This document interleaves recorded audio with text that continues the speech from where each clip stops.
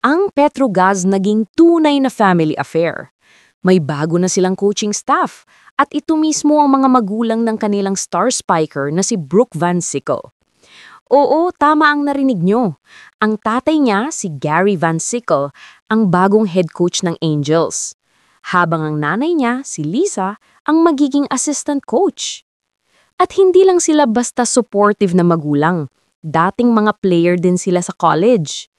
Si Gary naglaro sa University of Hawaii Manoa, isa sa top volleyball schools noon. At si Lisa naman sa Hawaii Pacific University.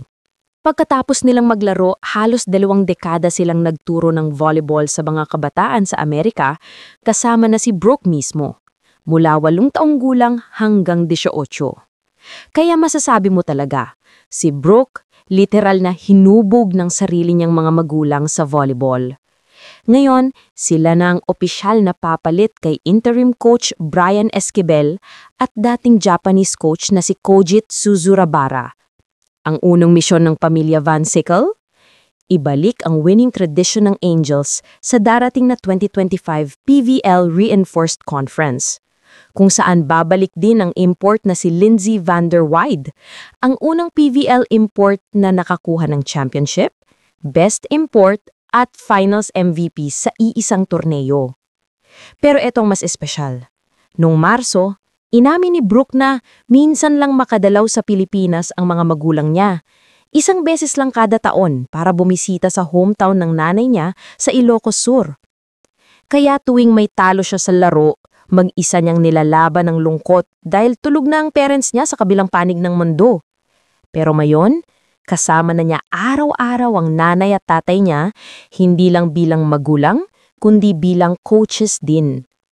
Isipin mo, mula 1 beses sa 1 taon, ngayon araw-araw na silang magkakasama, sabay haharapin ang laban para sa PVL Championship.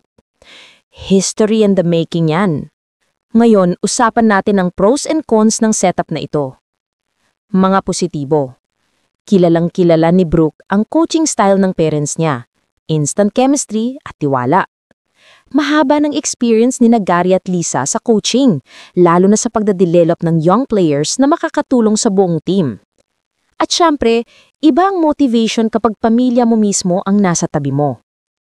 Pero mga posibleng negatibo, medyo delikadong pagsamahin ng pamilya at professional sports. Baka may mag-isip ng favoritism o special treatment.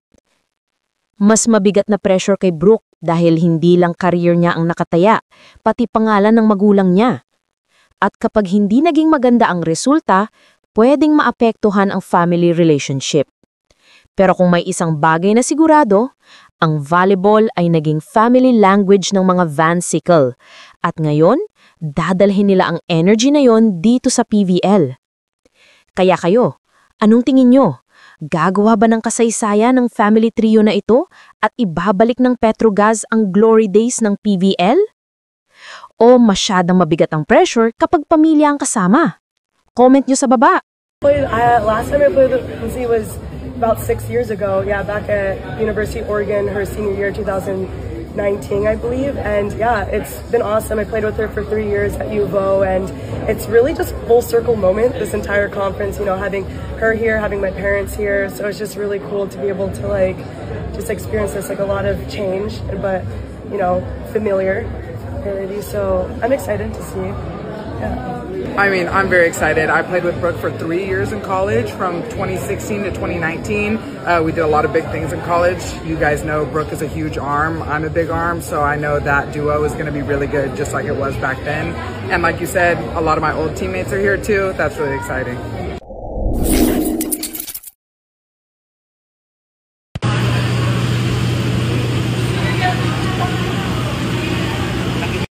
Welcome back to Brooke. And Lindsay, welcome back to the Philippines. It's been 3 years since you played in the PVL. And Thank you. Where's your money? Here. There you go. Thank you.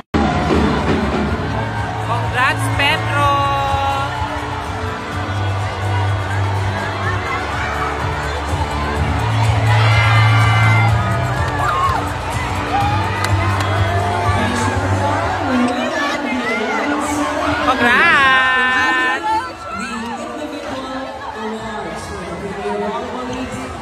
Me?